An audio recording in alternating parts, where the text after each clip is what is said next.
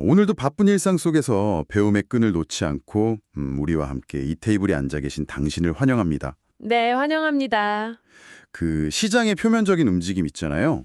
그 너머에서 자본이 흘러가는 진짜 원리를 파악하고 싶어 하시는 당신을 위해서 오늘 아주 묵직하고 흥미로운 자료들을 모아왔습니다. 맞습니다. 오늘 다룰 인물은 자본시장의 역사를 논할 때 절대 빼놓을 수 없는 분이죠. 네네. 바로 전설적인 투자자 존 네프입니다. 그가 31년간 뱅가드 윈저 펀드를 이끌면서 증명해낸 철학을 담은 보고서, 그리고 그의 저서인 수익률 7%의 비밀, 이게 오늘의 핵심 출처입니다. 존 네프. 정말 대단한 분이죠. 오늘 우리가 진행할 이 심층 탐구의 미션이 사실 꽤나 명확하면서도 좀 경이롭습니다. 네. 숫자를 좀 볼까요? 1964년부터 95년까지 네프가 거둔 연평균 수익률이 무려 13.7%였습니다. 와, 31년 동안 13%대라는 건 진짜 엄청난 거죠. 근데 더 재밌는 건 같은 기간 S&P 500 지수 수익률이 10.6%였거든요. 네네. 그러니까 시장을 매년 고작 3.1%포인트 앞선 셈이에요. 어떻게 보면 겨우 3% 이럴 수 있는데 그렇죠. 겨우라고 생각할 수 있죠. 그런데 여기서 매력적인 부분이 나옵니다. 그 고작 3.1%포인트의 알파가 31년이라는 시간 동안 복리의 마법을 만나잖아요. 네, 그러면 초기 투자금이 무려 57배로 불어납니다. 57배요. 와, 네. 이 지루해 보이지만 엄청나게 파괴적인 투자 전략의 핵심을 파헤쳐보는 게 오늘 우리의 목표인 거죠. 좋습니다. 전문가님, 근데 존 네프가 스스로를 그 저피 투자자, 그러니까 주가 수익 비율이 낮은 주식을 사는 투자자라고 불렀잖아요. 네, 스스로 그렇게 부르기를 주저하지 않았죠. 우리 청취자분들처럼 투자에 관심 있는 분들이라면 PE가 낮다는 게 뭔지 다들 잘 아실 텐데 근데 이게 단순히 싼 주식을 기계적으로 사모으는 밸류에이션 게임은 아니었을 것 같거든요. 정확합니다. 바로 그게 핵심이에요. 흔히들 싼 게 비지떡이라고 하잖아요. 네네. 네프의 전략을 한꺼풀 벗겨보면 대중의 공포와 탐욕, 그 군중 심리가 만들어내는 시장의 오해를 철저하게 역이용하는 고도의 심리전입니다. 심리전이요? 네. 시장 참여자들은 본능적으로 최고를 희망하면서도 동시에 최악을 예상하는 그런 극단적인 심리 상태를 오가거든요. 네프는 이 군중 심리가 만든 가격 왜곡 현상을 집요하게 파고들었습니다. 가격 왜곡. 그 대표적인 예가 없이 1980년대 초반 그 사건인가요? 맞습니다. 당시 금융 서비스 업종이 인플레이션이랑 금리 인상 공포 때문에 완전히 시장의 철저한 외면을 받았죠. 진짜 누구도 금융주를 거들떠보지도 않던 시기였잖아요. 그렇죠. 웬만한 펀드 매니저라면 고객들 눈치가 보여서라도 금융주는 무조건 피했을 겁니다. 욕먹기 딱 좋으니까요. 네. 그런데 네프는 오히려 윈저 펀드 포트폴리오의 무려 37%를 금융주로 꽉꽉 채워버렸습니다. 37%나요? 몰빵 수준인데요? 거의 그렇죠. 시장의 극단적인 비관론이 가격을 터무니없이 깎아내렸다는 걸 숫자로 확인했기 때문이에요. 여기서 우리가 벤저민 그레이엄의 전통적 가치 투자랑 네프의 방식을 약간 구분할 필요가 있습니다. 오, 어떻게 다르죠? 둘 다 가치 투자자 아닌가요? 그레이엄은 기업이 당장 문을 닫고 자산을 매각했을 때 챙길 수 있는 그 청산 가치에 주목했다면요. 네네. 네프는 경쟁자가 굳이 탐내지 않는 따분한 비즈니스가 창출하는 이익의 지속성, 그리고 배당, 이 두 가지를 결합한 총수익 관점을 중요하게 생각했습니다. 그러니까 경쟁자들이 쳐다보지도 않는 그 지루한 비즈니스가 역설적으로 파일을 뺏어갈 경쟁자가 없으니까 가장 훌륭한 혜자를 가진 비즈니스라는 통찰이군요. 바로 그겁니다. 자, 이제 이 내용을 구체적으로 좀 풀어볼까요? 사실 싸다고 무작정 샀다가 회사가 영원히 회복을 못하는 이른바 가치 트랩에 빠질 위험도 크잖아요. 굉장히 크죠. 싼 게 비지떡인 경우가 많으니까요. 그래서 네프가 그 정보의 바닷속에서 어떤 필터를 거쳤는지 그 수익률 7%의 비밀이 담긴 7가지 핵심 원칙, 이거 진짜 궁금하거든요. 네프는 매우 엄격한 7가지 기준을 세워두고 감정을 철저히 배제했습니다. 하나씩 짚어볼게요. 첫 번째는 역시 낮은 PE입니다. 네, 저피. 시장 평균 PE의 40에서 60% 수준에 있는 종목들을 찾았죠. 이게 주가 하락 시에는 손실을 방어해주는 든든한 보호막이 되고요. 네네. 시장 인식이 바뀌는 순간 주가가 확 튀어오를 수 있는 스프링 역할도 했습니다. 안전마진 같은 거군요. 맞습니다. 다만 가치 트랩을 피하기 위해서 PE가 5 미만으로 비정상적으로 낮은 기업은 아예 쳐다보지도 않았습니다. 비즈니스 자체에 치명적인 결함이 있을 확률이 높다고 본 거죠. 단순히 싼 게 아니라 적당히 이유 없이 싼 구간을 노린 거네요. 그럼 두 번째 원칙은 뭡니까? 주가가 싸려면 기업의 성장성도 보잘것없는 경우가 많잖아요. 바로 그 지점이 네프 전략의 백미입니다. 두 번째 원칙, 그는 연 7% 이상의 펀더멘털 성장을 요구했습니다. 오, 7%. 그런데 정말 흥미로운 건 성장률이 20%를 초과하는 기업은 포트폴리오에서 가차없이 배제해버렸다는 겁니다. 잠깐만요. 20%를 넘는 기업을 피했다고요? 보통 투자자들이라면 고성장주라고 엄청 좋아하지 않나요? 굳이 그 황금알을 낳는 기업을 거둬찬 이유가 뭐죠? 직관에 반하는 것처럼 보이죠. 하지만 20% 이상 고속성장하는 기업들은 월스트리트 애널리스트들의 장밋빛 전망이랑 대중의 과도한 낙관론이 이미 주가에 100%다 반영되어 있습니다. 아, 이미 너무 비싸다는 거군요. 네, 완벽함을 가격으로 지불하고 사는 셈이죠. 만약에 이런 기업이 분기 실적에서 예상치를 1%라도 밑돌거나 사소한 악재가 터지면 어떻게 될까요? 상상만 해도 끔찍한데요? 폭락하겠죠. 맞습니다. 기대감은 순식간에 공포로 돌변하고 주가는 그야말로 반토막이 납니다. 네프는 이런 과도한 기대감을 포트폴리오의 독약으로 본 겁니다. 기대가 크면 실망도 파괴적이라는 인간 심리를 정확히 짚어낸 거군요. 그래서 폭발적인 성장보다는 7% 이상의 견고하고 예측 가능한 성장을 선호한 거고요. 그렇죠. 그리고 세 번째 원칙이 바로 배당 수익률입니다. 배당? 주가 하락장에서도 멘탈을 다스릴 수 있게 해주는 에피타이저 같은 거죠. 시장 평균보다 최소 2%포인트 높은 배당을 챙겼습니다. 네네. 그리고 네 번째, 이게 이 모든 걸 종합한 건데요. 총수익 대비 PE 비율입니다. 총수익 대비 PE 비율이요? 요즘 우리가 흔히 말하는 PEG 비율이랑 비슷한 건가요? 결이 거의 똑같죠. 이익 성장률이랑 배당 수익률을 더한 그 총수익을 PE로 나눈 겁니다. 네프는 이 수치가 시장 평균의 2배 이상인 그야말로 가성비 갑인 종목들만 골라냈어요. 야, 배당이랑 이익 성장은 두둑하게 챙기면서 지불하는 가격은 절반 이하인 걸 찾는 고도의 수학 공식이네요. 맞습니다. 나머지 세 개도 빠르게 보면요. 다섯 번째는 경기 민감주입니다. 화학이나 자동차 같은 산업이죠. 이건 시장 모두가 끝났다고 비관하는 완벽한 바닥 시점에서만 선별적으로 들어갔고요. 바닥에서만. 네, 여섯 번째는 싼 게 전부가 아니라 장기 성장 잠재력과 지배력을 갖춘 견실한 기업이어야 한다는 점. 일시적 유행이 아닌 지배력. 네.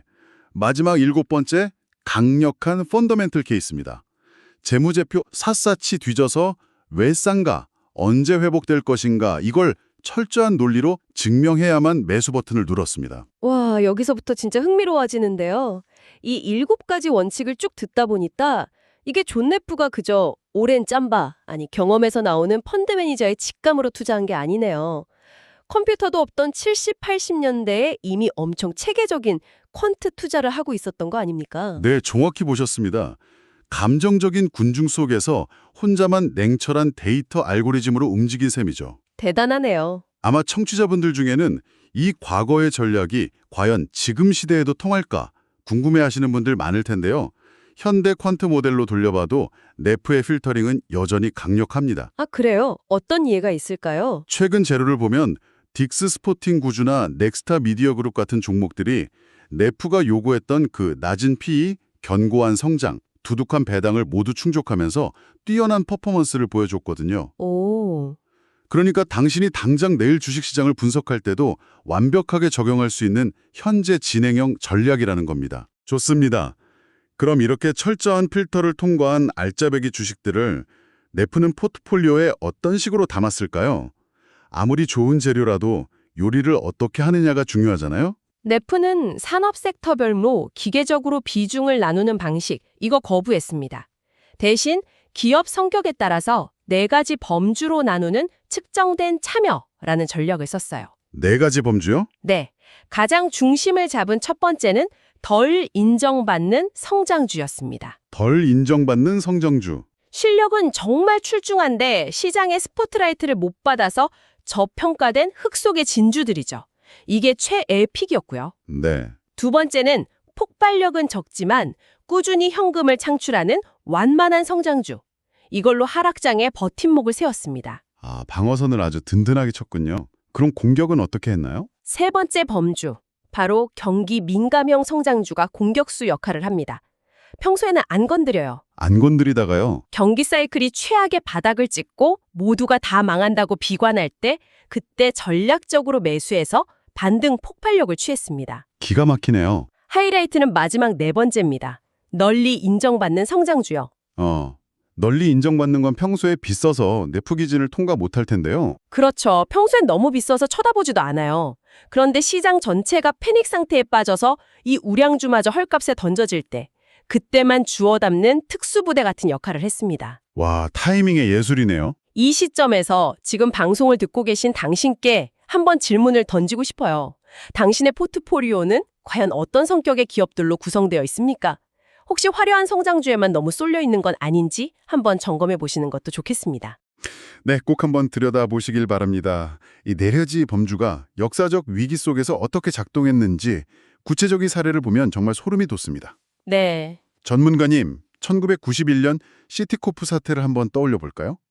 언론에서 연일 파산한다고 기사를 쏟아내고 주가가 33달러에서 8달러까지 수직 낙하했던 그때 말이죠. 남들이라면 공포에 질려서 매도 버튼 누르느라 손이 떨렸을 텐데 말이죠. 그렇죠.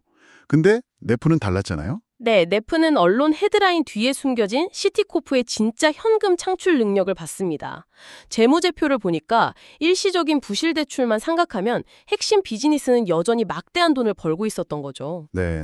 그래서 못생긴 주식이 종종 아름답다 이런 명언을 남기면서 주가가 떨어지는 내내 시티코프 주식을 폭식하듯 쓸어 담았습니다. 폭식하듯. 네, 결국 시장이 제정신을 차렸을 때 주가가 폭등했고 윈저펀드에 수억 달러 수익을 안겨줬죠. 만약 이것을 더 큰 그림과 연결해 본다면 1984년 포드 자동차 사례도 빼놓을 수 없죠. 맞아요. 그때 일본 자동차 공습 때문에 포드 매도 리포트가 막 쏟아졌잖아요. PE가 2.5까지 떨어졌을 텐데 네, 근데 네프는 포드가 뼈를 깎는 비용 절감을 하고 있고 곧 출시될 신모델 타우루스가 대박이 날 거라는 걸 간파했습니다. 그래서 14달러에 사서 3년 만에 50달러에 팔았죠. 14달러에서 50달러. 정말 대단한 분석력이네요. 하지만 제가 생각하기에 가장 충격적인 일화는 1987년 블랙 먼데이 당일입니다. 10월 19일이요. 다우지수가 하루 만에 22% 폭락한 그날. 네. 전 세계가 패닉에 빠져서 다들 도망치기 바빴는데 네프는 아까 말씀하신 네 번째 범주, 그 널리 인정받는 성장주들이 반토막 난 걸 보고 무려 1억 1,800만 달러어치를 쇼핑하듯 사들였잖아요. 정말 강철 같은 멘탈이죠. 시장의 붕괴를 자신만의 바겐스의 쇼핑데이로 만들어버린 겁니다. 네. 그런데 사실 공포가 크게 달했을 때 산다는 건 참 멋진 말이지만 우리 개인 투자자들한테 더 어려운 건 파는 타이밍 아닌가요? 매도가 예술이죠, 정말. 바닥에서 잘 샀는데도 욕심 부리다가 다시 물리는 게 어떻게 보면 우리들의 숙명 같은 건데 네프는 언제 매도했나요? 네프는 살 때 깐깐한 건 묻지 않게 팔 때의 교율을 목숨처럼 지켰습니다. 기준은 두 가지였어요.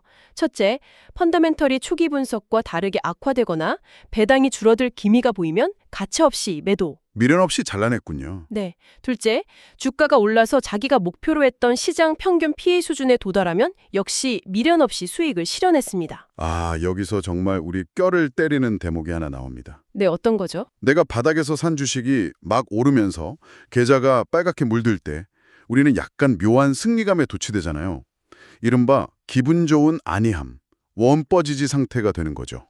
정말 공감되네요. 수익률 화면 캡처해서 단톡방에 쓱 올리고 가족들한테 내가 이때 살 거라고 했지 하면서 자랑하고 싶은 충동이 목 끝까지 차오르는 그 순간 네, 네프는 바로 그때가 매도 버튼을 눌러야 할 때라고 경고했습니다. 맞아요. 많은 투자자들이 실패하는 지점이죠. 스스로 천재가 된 것 같은 착각에 빠지는 그 순간이 곧 시장이 과열되었다는 가장 강력한 역발상 지표라는 겁니다.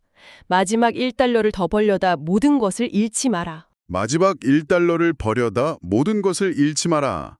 이 철칙 덕분에 수많은 거품 붕괴를 피할 수 있었던 거군요. 그렇습니다. 자, 그렇다면 이 전설적인 윈저펄드의 기록과 철학을 통해 현재를 살아가는 당신 그리고 우리는 무엇을 배워야 할까요? 정보가 빛의 속도로 쏟아지는 요즘일수록 본질에 집중해야 합니다. 기업이 진짜 돈을 버는지, 배당은 주는지, 그리고 맹목적으로 남들과 반대로만 하는 청개구리가 되면 안 되고요. 반사적인 역발상이 아니라 확실한 증거를 가진 영리한 역발상가가 되어야 합니다. 또 하나 와닿았던 교훈은 화려한 테마주 쫓지 말고 지루함의 가치를 재발견하라는 거였어요. 포트폴리오가 지루해 보이지 않는다면 투자를 제대로 안 하고 있는 것이다. 명언이죠. 그런데 숫자만 보고 지루한 기업 샀다가 진짜 망하면 어떡하죠? 그래서 네프가 커브스톤 오피니언, 즉 현장의 목소리를 들으라고 한 겁니다. 책상에 앉아 숫자만 보지 말고 납품업체나 고객들에게 직접 물어보라는 거죠. 네네. 제품 평가는 어떤가? 비즈니스 모델이 확장 가능한가? 대체 불가능한 리더십이 있는가? 업계 전망은 밝은가? 경영진은 정직한가? 이 5가지 질문에 답할 수 없다면 아무리 싸도 사면 안 됩니다. 알겠습니다. 요약하자면 존 네프의 방식은 단순한 밸류에이션 테크닉이 아닙니다. 안전마진을 확보하고 배당으로 기다림을 보상받고 대중의 공포를 기회로 바꾸는 시대를 초월한 철학이네요. 네, 완벽한 요약입니다. 그렇다면 이 모든 것이 의미하는 바는 무엇일까요? 오늘의 심층 탐구를 마무리하면서 테이블 앞에 앉아 계신 당신의 뇌리를 자극할 도발적인 생각거리를 하나 던져보겠습니다. 좋습니다. 사람들의 패닉은 레딧이나 SNS를 타고 실시간으로 전 세계에 퍼지죠. 변동성이 극단적인 시대죠. 만약 이 초연결, 초고속의 시대에 존 네프가 살아있다면 어땠을까요?